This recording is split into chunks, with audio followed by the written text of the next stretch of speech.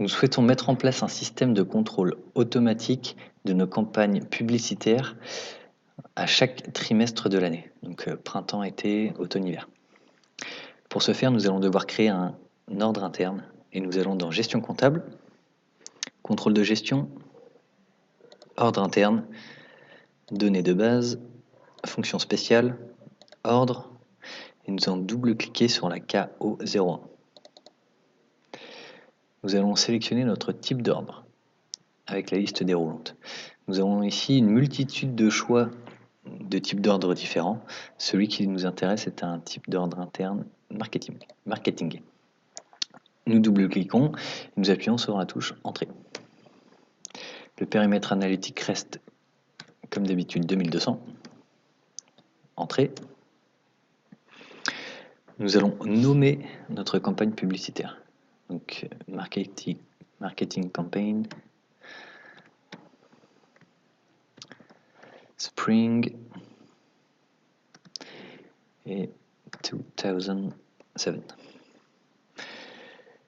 Nous indiquons la société 2200, notre domaine d'activité est celui concernant notre groupe, donc BA08. Nous laissons les frais généraux tels quels. Nous n'indiquons pas de centre de profit car aucun revenu n'impactera notre ordre interne. Nous allons indiquer un centre responsable qui sera notre centre de coût advertising. Donc, nous allons faire F4 pour le sélectionner parmi une liste.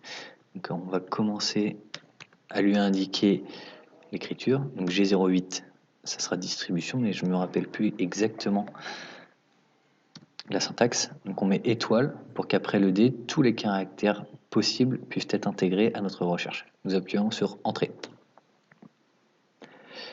Voilà, notre centre en question est ADS. Nous double-cliquons.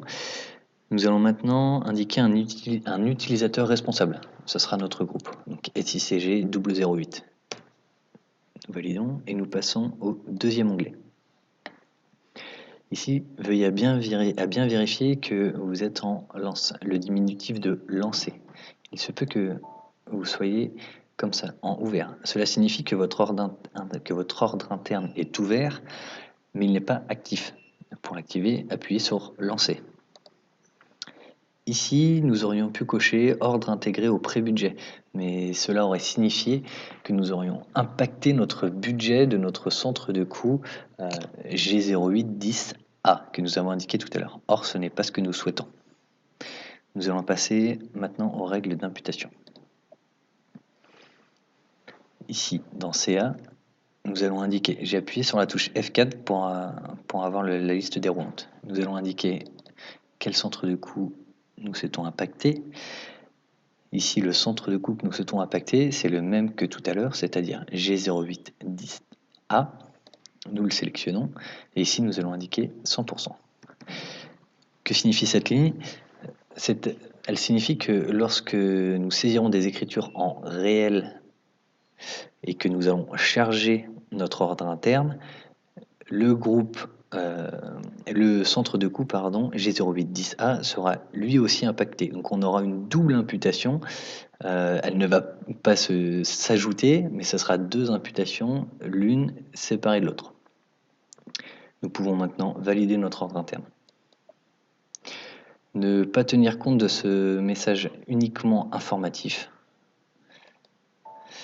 Vous pouvez noter le numéro de votre ordre interne, car il vous sera plus facile de le retrouver par la suite. Donc 400 248.